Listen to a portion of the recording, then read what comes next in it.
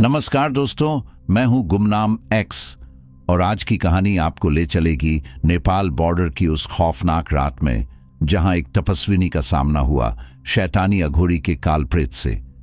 ये कोई आम कहानी नहीं, यहां तंत्र और तपस्या की सबसे भयानक जंग लड़ी गई थी।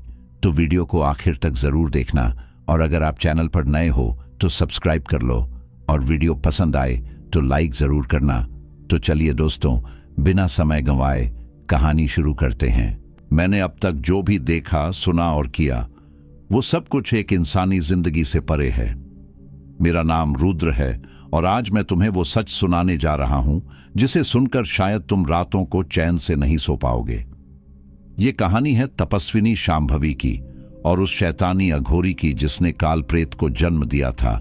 ये बात आज से करीब 8 साल पहले की है, जब मैं नेपाल बॉर्डर के पास एक गांव में डॉक्यूमेंट्री बनाने गया था। गांव का नाम था गंगाधारा। दिखने में बेहद शांत, लेकिन वहां की हवाओं में एक रहस्यमयी डर घुला था। लोगों की आंखों में डर था, लेकिन कोई कुछ कहता नहीं था, जैसे कोई अदृश्य ताकत उनके गले में सन्नाटा बांध कर रखे हो। मैंने गांव के एक बुजुर्ग बाबा से बात करने की कोशिश की। वो पहले तो कुछ बोलने को राजी नहीं हुए, लेकिन जब मैंने उन्हें यकीन दिलाया कि मैं सच सामने लाना चाहता हूं, तब उन्होंने धीमे स्वर में कहा, मत छेड़ो उस कहानी को। शांभवी और उस अघोरी की लड़ाई ने इस गांव की रूह तक जला दी थी। मैंने पूछा, कौन थी शांभवी? बाबा की आंखों में चमक आ गई। वो देवी थी, योग की, साधना की, आत्मबल की देवी, लेकिन उस अघोरी ने उसे। इतना कहते ही बाबा कांपने लगे और उनके हाथ से उनकी माला गिर गई। रात को जब मैं अपने कमरे में सोने गया तो नींद आंखों से कोसों दूर थी। बाहर किसी स्त्री के गाने की आवाज आ रही थी, धीमी, बेहद मीठी और भयानक। ऊं त्र्यंबकम यजामहे। मैंने झांक कर देखा, दूर जंगल की ओर कोई औरत बैठी है, धुंधली लेकिन चमकती हुई। मैं डरते हुए बोला, कौन हो तुम? उसने पलट कर देखा। उसकी आंखें जल रही थीं, लेकिन उसमें डर नहीं था, सिर्फ चेतावनी थी। तू खोजने निकला है ना उस कहानी को? मैंने सिर हिला दिया। वो बोली, तो सुन, कल रात तेरी आत्मा उस दरवाजे को पार करेगी जहां से लौटने वाला कोई नहीं होता। और फिर वो गायब हो गई। अगली सुबह जब मेरी नींद खुली तो कमरे की हवा अजीब सी ठंडी लग रही थी। ऐसा लग रहा था जैसे किसी ने सारी रात मुझे घूरा हो। दीवारों पर उंगलियों से खींची गई काली लकीरें थीं जो रात में नहीं थीं। मैं घबरा गया, जल्दी से अपना कैमरा उठाया और रिकॉर्डिंग चेक करने लगा, लेकिन कैमरे की बैटरी पूरी तरह खत्म हो चुकी थी, जबकि रात में वो पूरी चार्ज थी। बाहर निकला तो गांव एकदम शांत था। लोग अपने दरवाजे बंद किए हुए थे, जैसे किसी अनदेखे डर ने पूरे माहौल को जकड़ रखा हो। तभी वो बाबा फिर दिखे। इस बार उनका चेहरा और भी डर के साए में था। उन्होंने धीमे स्वर में कहा, तू रुक गया तो मरेगा, चला जा यहां से। शांभवी की राहों में अब भी कालप्रेत भटकता है। मैंने डरते हुए पूछा, क्या सच में वो अघोरी अब भी जिंदा है? बाबा की आंखों में पानी आ गया। वो नहीं, पर उसकी आत्मा। उसने एक कालप्रेत को जन्म दिया था और अब वो इस गांव को निगल रहा है। हर अमावस को एक शरीर, एक आत्मा। मैं हिल गया। इतने में एक छोटी बच्ची दौड़ती हुई मेरे पास आई। उसके चेहरे पर चीख का सन्नाटा था।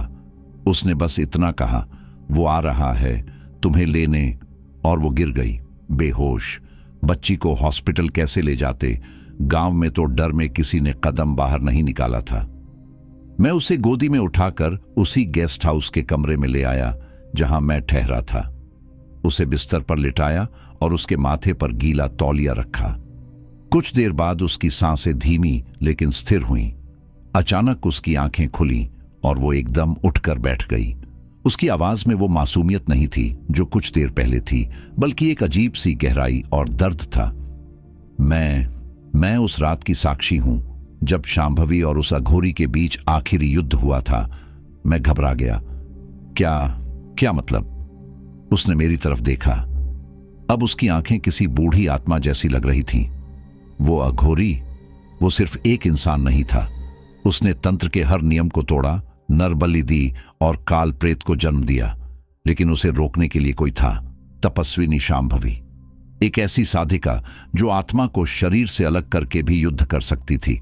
लेकिन उसकी आवाज कांप गई। लेकिन उस रात कुछ ऐसा हुआ जिसने इस धरती पर एक दरवाजा खोल दिया, मृत आत्माओं का दरवाजा।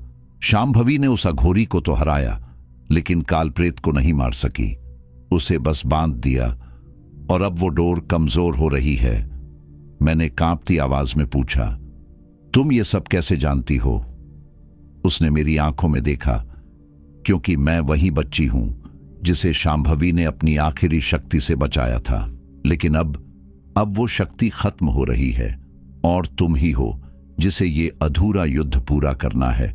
मेरे हाथ से पानी का गिलास छूट गया। मैं तो बस एक डॉक्यूमेंट्री बनाने आया हूं, उसने कहा। अब तुम सिर्फ डॉक्यूमेंट्री मेकर नहीं रहे, तुम्हारी आत्मा अब उस कर्म से बंध चुकी है जिसके अंत में या तो तुम रहोगे या कालप्रेत। उस रात मुझे नींद नहीं आई।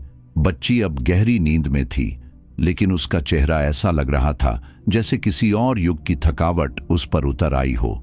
बाहर हवाएं सरसराने लगी थीं और खिड़की के शीशे पर जैसे कोई अपनी उंगलियों से नाम लिखने की कोशिश कर रहा हो। शांभवी, मैंने कैमरा उठाया और रिकॉर्डिंग शुरू की। यहां कुछ है जो सिर्फ कहानी नहीं, हकीकत है, और मैं शायद उस हकीकत का हिस्सा बन गया हूं। अचानक कमरे की बत्ती गुल हो गई। दरवाजा खुद ब खुद खुला और एक धुएं की लकीर अंदर घुसी। वो धुआं इंसानी आकार लेने लगा और कुछ ही पल में मेरे सामने खड़ा था एक अघोरी। लेकिन वो जीवित नहीं था। उसकी आंखों में शून्यता थी और शरीर अधजला हुआ। उसने गहरी फूटी आवाज में कहा, तेरी आत्मा अब मेरी है। मैंने पीछे हटते हुए कहा, तू कौन है? मैं वो हूं जिसे न मरना मिला न जीना। मुझे जन्मा है एक ऐसे पाप ने जिसे इस धरती ने कभी सहन नहीं किया। मैं कालप्रेत हूं। उसकी परछाई धीरे धीरे दीवारों पर फैलने लगी। कमरे में चारों तरफ छायाएं नाचने लगीं, जैसे सब कुछ उसकी गिरफ्त में आ रहा हो। तभी बच्ची उठी और उसने कुछ मंत्र बुदबुदाए। एक तेज प्रकाश कमरे में फैला और वो छाया चिल्लाकर गायब हो गई।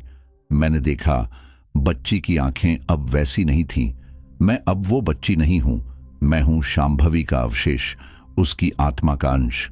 मुझे भेजा गया है ताकि तुम उस रास्ते पर चल सको जिससे कालप्रेत को मिटाया जा सके। मैं स्तब्ध था। तब असली शांभवी कहां है? उसने कहा, वो तुम्हारे भीतर है। उसका एक टुकड़ा तुम्हारे अंदर है जिसे जागृत करना ही होगा। लेकिन उसके लिए तुम्हें उसी जगह जाना होगा जहां यह सब शुरू हुआ था, अघोरी की काली समाधि। मैंने पूछा, वो कहां है? उसने मेरी तरफ एक तंत्र से बनी अंगूठी फेंकी। नेपाल बॉर्डर के उस पार, जहां नक्शे में भी कोई नाम नहीं, लेकिन आत्माओं की चीखें वहां अब भी गूंजती हैं। मैंने अंगूठी पकड़ी और एक अनजाने युद्ध के लिए तैयार होने लगा, जो न मेरी मर्जी से था न मेरी समझ में, लेकिन अब उसका हिस्सा बन चुका था। अगली सुबह मैंने गांव छोड़ दिया। बच्ची, या कहूं शांभवी की आत्मा, अब मेरी साथ थी। हम दोनों एक जीप में नेपाल बॉर्डर की ओर बढ़ने लगे। रास्ता ऊबड़ खाबड़ था, लेकिन उससे ज्यादा डरावनी थी वो खामोशी जो हर मोड़ पर हमारा इंतजार कर रही थी। रास्ते में जितने भी लोग मिले, सभी ने एक ही बात कही, उधर मत जाओ, वहां मौत सांस लेती है। तीसरे दिन हम उस जगह पहुंचे जिसका नाम किसी भी नक्शे में दर्ज नहीं था, कालीधर। यहां पेड़ सूखे हुए थे, पक्षियों की कोई आवाज नहीं थी और हवा में जैसे सड़े मांस की बदबू घुली हुई थी। शांभवी, जो अब उस बच्ची के शरीर में थी, ने कहा, समाधि पास है, लेकिन वहां जाना खतरे से खाली नहीं। वहां समय और तंत्र का नियम नहीं चलता, वहां सिर्फ उसकी सत्ता है, कालप्रेत की। मैंने धीरे से सिर हिलाया और कैमरा चालू किया। हम जैसे ही जंगल के भीतर बढ़े, पेड़ों की शाखाएं हमारे रास्ते में झुकने लगीं, जैसे चेतावनी दे रही हों, रुक जाओ। लेकिन अब वापस जाने का कोई रास्ता नहीं था। आखिरकार हम उस जगह पहुंचे जहां जमीन काली हो चुकी थी, जैसे वहां किसी ने हजारों चिताएं जलाई हों। बीच में एक टूटी हुई समाधि थी जिसके ऊपर इंसानी खोपड़ियां रखी थीं। शांभवी ने धीमे स्वर में कहा, यह वही जगह है जहां उस अघोरी ने खुद को कालप्रेत में बदलने के लिए अंतिम बलि दी थी, अपनी ही आत्मा की।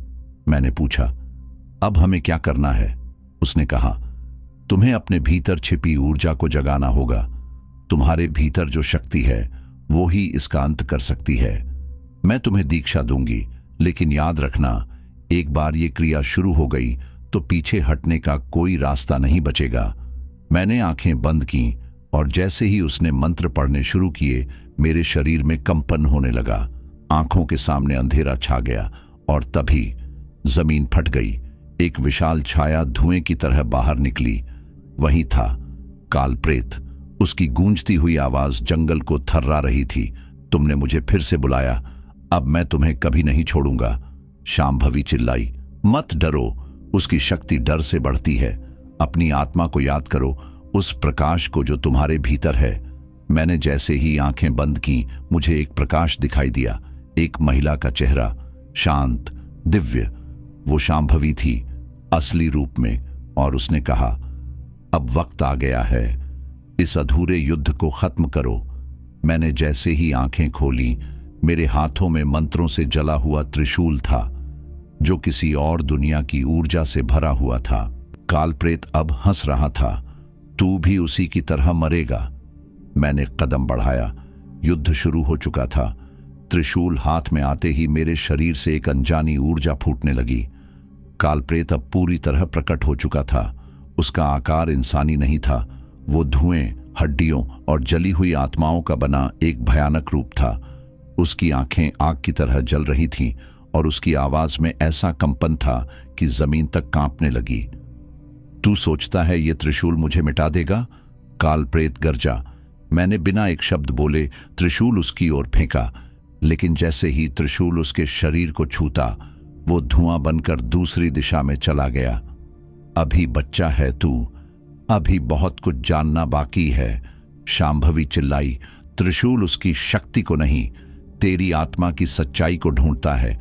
जितना ज्यादा सच्चे कर्मों से जुड़ा होगा तू, उतना ही त्रिशूल असर करेगा। मैंने याद करना शुरू किया, अपने पापा की वो आखिरी हंसी, माँ की थपकी, स्कूल के दिन जब पहली बार किसी भूखे को खाना खिलाया था। वो सारी स्मृतियां जो मेरे अंदर अब तक जिंदा थीं। त्रिशूल फिर चमकने लगा। अब उसकी नोक पर नीली आभा थी। कालप्रेत झल्ला गया। नहीं, ये नहीं हो सकता। तू सिर्फ एक इंसान है। मैंने कहा, मैं इंसान हूं, लेकिन मेरे भीतर वो आत्मा है जिसे तूने अधूरा छोड़ दिया। अब सब खत्म होगा। मैंने त्रिशूल को दोनों हाथों से पकड़ा और मंत्र पढ़े। AUM काल विनाशनाय नमः। प्रकाश का एक विस्फोट हुआ। जंगल थर्रा गया। आसमान में गरजते हुए बादलों से बिजली गिरी और त्रिशूल कालप्रेत की छाती में धंस गया। वो चिल्लाया, नहीं, ये मेरा अंत नहीं हो सकता। मैं अमर हूं, मैं कालप्रेत हूं। लेकिन त्रिशूल अब जलने लगा था। उसके चारों ओर वो आत्माएं घूमने लगीं जो कालप्रेत की कैद में थीं। एक एक कर सबने उस पर वार किया। हम वो हैं जिनकी आत्मा तूने तंत्र से बांध रखी थी। आज तुझे मुक्त करते हैं और खुद भी मुक्त होते हैं। शांभवी की आवाज आई। अब अंतिम मंत्र बोलो, उसे बांध दो हमेशा के लिए। मैंने आंखें बंद की और आखिरी बार उच्चारण किया, AUM मृत्युंजयाय काल संधारकाय प्रेत विनाशकाय नमः। एक आखिरी चीख और कालप्रेत फटकर हजारों टुकड़ों में बिखर गया। अंधकार मिटने लगा। हवा में हल्कापन आने लगा। जंगल जैसे फिर से जी उठा। मैं घुटनों पर गिर गया। शांभवी यानी उस बच्ची का शरीर धीरे धीरे हवा में घुलने लगा। मेरा काम अब पूरा हुआ। तुम्हारा आभार। तुमने न सिर्फ मुझे मुक्त किया, बल्कि हजारों आत्माओं को नया जीवन दिया। अब जाओ और इस कहानी को दुनिया को बताओ। मैंने उसकी तरफ देखा। तुम हमेशा रहोगी मेरे साथ। उसने मुस्कुराकर कहा, जहां भी सच्चाई होगी मैं वहीं रहूंगी। और वो प्रकाश बनकर आसमान में समा गई। सब कुछ खत्म हो चुका था। मैं अकेला खड़ा था उस श्मशानी सन्नाटे में, जहां कभी कालप्रेत ने अपना तंत्र राज चलाया था। अब वहां बस राख उड़ रही थी, लेकिन एक अजीब सी शांति भी महसूस हो रही थी, जैसे कई सदियों से सोई आत्माएं अब विश्राम में चली गई हों। मैंने कैमरा उठाया, जो अब भी रिकॉर्ड कर रहा था। मेरी आंखों से आंसू बह रहे थे, न डर के, न दुख के, बस एक एहसास के कि मैंने कुछ ऐसा देखा, जिया और जला डाला जिसे कोई दूसरा इंसान शायद समझ भी न सके। मैंने रिकॉर्डिंग में बोला, अगर तुम ये देख रहे हो तो समझो कि इस दुनिया में ऐसी ताकतें हैं जो हमारी समझ के बाहर हैं, लेकिन हर अंधकार के भीतर भी एक प्रकाश छुपा होता है। मैंने उसे देखा है, महसूस किया है और खो भी दिया है।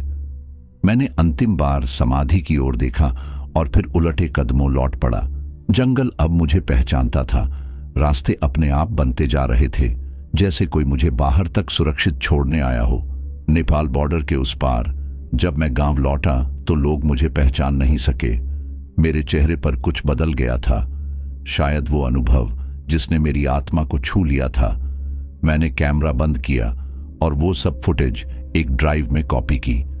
मैं जानता था ये कहानी बताना खतरे से खाली नहीं था, लेकिन कुछ सच्चाइयां अगर छिपा दी जाएं तो इतिहास फिर दोहराया जाता है।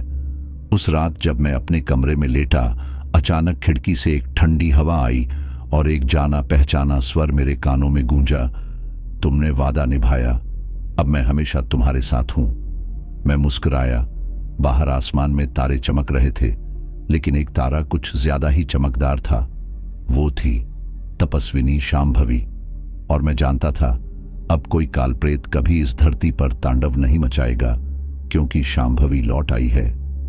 अलविदा दोस्तों, मिलते हैं अगले वीडियो में एक और रहस्य, एक और कहानी के साथ।